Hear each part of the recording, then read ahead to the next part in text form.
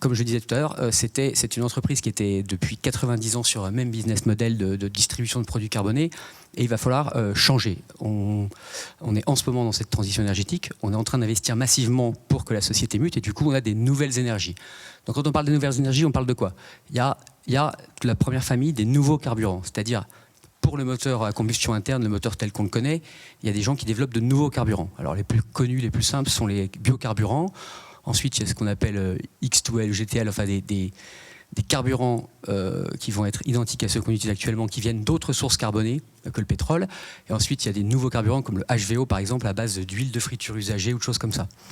Bon, ça, c'est des choses qui sont encore pour des marchés de niche, qui ne sont pas vraiment développés, qui ne représentent pas, en tout cas, massivement le futur. Après, il y a le sujet des e-fuels, on pourrait y revenir, qui sont des carburants à base de CO2 capté dans l'atmosphère, d'hydrogène à base d'électricité recomposée, mais qui sont pour le moment très chers et qui vont aussi être sans doute pour des marchés de niche. Donc quand on parle de l'avenir de la mobilité, on parle de quoi? Il y a le gaz. Donc il y a déjà des véhicules qui roulent au gaz. Mais comme pour la transition énergétique de manière générale, dans la mobilité, le gaz est une énergie de transition. C'est-à-dire que c'est mieux que les carburants traditionnels, mais c'est encore carboné. Après, il y a le véhicule électrique, dont tout le monde a entendu parler. On sait que ce sera sans doute la solution, ou une des solutions pour les véhicules légers. Mais ce ne sera pas la solution pour toutes les mobilités. Donc on est en train de s'équiper un petit peu comme tout le monde. Après, il y a l'hydrogène dont on va parler. Donc ça, c'est un vecteur énergétique qui sera très important. Il y a encore beaucoup de travail sur le sujet. On ne sait pas quels seront les usages, quels seront les équipements, quels seront les véhicules. C'est en pleine ébullition. Et comme je le disais, il y a plusieurs façons de fabriquer l'hydrogène. Après, rapidement, nous, ce qu'on fait dans notre société, on fait, comme je le disais, aussi des granulés de bois, donc les pellets. Je ne sais pas si vous connaissez. On a acheté une usine. C'est quelque chose qui va remplacer notre activité de distribution de fuel domestique. Quand les gens se chaufferont plus au fuel, il y en a certains qui vont passer au pellet, d'autres à l'électrique, d'autres au gaz, on verra. Et puis après, on a aussi un programme de valorisation de notre foncier pour développer de l'énergie solaire avec des panneaux photovoltaïques pour alimenter effectivement les bornes de recharge électrique et fabriquer de l'hydrogène. Donc ce qu'on dit, nous, c'est qu'on gère des stations-service, c'est ça quand même le cœur de notre métier. Et ce qu'on va faire, c'est qu'on va faire des hubs multi-énergie. À la place des stations traditionnelles, on va mettre des stations qui seront plus grandes et qui proposeront toutes les différentes énergies. D'une part, pour que les gens voient que ça existe, que ça fonctionne, qu'ils puissent aller au même endroit chercher leur nouvelle énergie. Et puis aussi pour assurer l'équilibre de ces projets. Parce que quand on parle de l'hydrogène, typiquement, tout le monde en parle, mais personne ne l'utilise encore pour l'énergie, enfin très peu de gens. Certaines niches, certaines Toyota Mirai, on les compte sur les doigts de la main, je pense, dans la région. Donc on investit sur ces capacités de distribution d'hydrogène, mais on sait qu'on ne va pas être rentable avant 10, 5 ou peut-être 10 ans, enfin 10 ans au mieux. Donc on continue à proposer pour les usagers les énergies dont ils ont besoin. Donc ça, c'est ce qu'on fait en ce moment, des projets multi-énergie. Ça, c'est un projet qu'on a près de Dijon. Alors ensuite, comme je vous le disais, donc là on a parlé de la mutation de l'entreprise. Après, on parlait d'hydrogène cet après-midi. Il y a donc cette technologie de l'électrolyse pour fabriquer l'hydrogène, qui est la plus classique, donc électrolyse de l'eau avec de l'électricité. C'est vraiment en volume, peut-être 99%, bon, on a un expert, il nous le dira. Il y a des gens qui ont une autre technologie, comme je le disais, à base de biomasse, c'est-à-dire à base de résidus de bois. Donc c'est pas de la forêt qu'on va couper pour faire cet hydrogène. Ce sont des sous-produits de l'industrie forestière qu'on va utiliser, qu'on va valoriser pour faire de l'hydrogène. Donc on a monté un projet qui se trouve là pour le moment. Enfin, il y a deux projets. Il y en a un le premier est à Montmarault, dans l'Allier. Le deuxième sera en Côte d'Or. Sur ce projet, on s'est associé avec deux autres entreprises pour avoir une chaîne intégrée. Donc à l'amont, nous avons l'entreprise Roussel, qui est un gros faiseur de biomasse qui se trouve à Dijon, à côté de Dijon, à Chambeuf, au sud de Dijon, qui a aussi deux autres sites, à Brion et à Autun, et donc un quatrième en cours de finalisation à Montmarault. Ce partenaire-là va apporter la biomasse, donc l'intrant. Ensuite, le deuxième partenaire, c'est Hafner Energy. Hafner Energy, c'est une entreprise française qui vient de faire son introduction en bourse, qui a développé, en tout cas industrialisé, elle ne l'a pas inventé, mais elle a développer le pilote et industrialiser le procédé de fabrication d'hydrogène à partir de biomasse qu'ils appellent donc, par thermolyse, et leur procédé s'appelle INOCA. Et donc le troisième partenaire, c'est nous qui allons assurer l'aval, c'est-à-dire l'enlèvement de l'hydrogène. Nous, notre métier, c'est de distribuer de l'énergie. Donc on va récupérer cet hydrogène qui aura été fabriqué à base de biomasse et on va le vendre. Voilà, donc ça c'est la structuration de la société, du projet.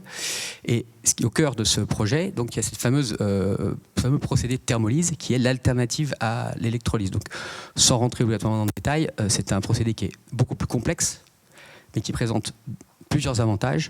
Le premier étant qu'il est considéré comme super green, c'est-à-dire négatif en carbone, c'est-à-dire qu'au lieu de dégager du carbone, il va même en capter. On verra ça tout à l'heure. Et le deuxième avantage principal, c'est qu'il utilise beaucoup moins d'électricité. C'est-à-dire que l'intrant principal étant de la biomasse, il y a beaucoup d'énergie qui vient de la biomasse. Et le fait de ne pas dépendre d'électricité, ça pouvait paraître anodin il y a 1 an. Maintenant, c'est quelque chose qui est très important. Je pense que vous avez tous entendu parler de la crise énergétique. Les projets d'électrolyse, maintenant, revoient un petit peu leur prix à la hausse en coût d'hydrogène à la sortie, étant donné que les prix ont explosé. Donc ça, c'était les deux avantages. Si on regarde un petit peu dans le détail, en fait, ce qui se passe dans la thermolyse, c'est qu'on chauffe très très fort la biomasse, donc les résidus de bois, pour accélérer, reproduire le cycle naturel de la décomposition. On va ensuite récupérer ce qu'on appelle du syngas, qu'on va encore craquer pour récupérer de l'hydrogène quasi pur après une étape de purification. Ça, c'est très simplifié. Quand on voit la machine, c'est pas si simple, hein. Ça tient dans cette pièce. C'est un procédé qui est quand même énergétiquement avec un très très bon rendement. On parle de 70% en termes d'énergie. Et après, ce qui est intéressant aussi, c'est qu'il produit du biochar. C'est un charbon naturel, biologique, qui est composé de globalement beaucoup de carbone et qui piège le carbone. C'est ce qui est intéressant dans cette technologie, ce que je vais vous montrer là. Donc en entrée, on a de la biomasse et un peu d'électricité, le processus, en aval de l'hydrogène, et puis cette captation du CO2, ça veut dire que le carbone qui va être généré va être piégé dans ce biochar, qui va être ensuite servir à être un petit peu comme un fertiliseur, donc il va être valorisable physiquement, et il va piéger le carbone. Et quand il piège ce carbone, il nous permet de générer des certificats de compensation carbone. Donc ce sont deux sous-produits du processus qui sont valorisables. Donc c'est assez intéressant, ça a été certifié, donc c'est un procédé qui est considéré comme carbone négatif, c'est-à-dire qu'il va supprimer du carbone de l'atmosphère. Après, quand on rentre un petit peu plus dans le détail, savoir un petit peu comment ça va se passer. Donc c'est un terrain qui a été acheté à Montmarault dans l'Allier. Sur ce terrain, on voit qu'il y a tous les acteurs sur le même site, en fait toutes les activités. Au-dessus, il y aura une centrale photovoltaïque pour générer de l'électricité solaire.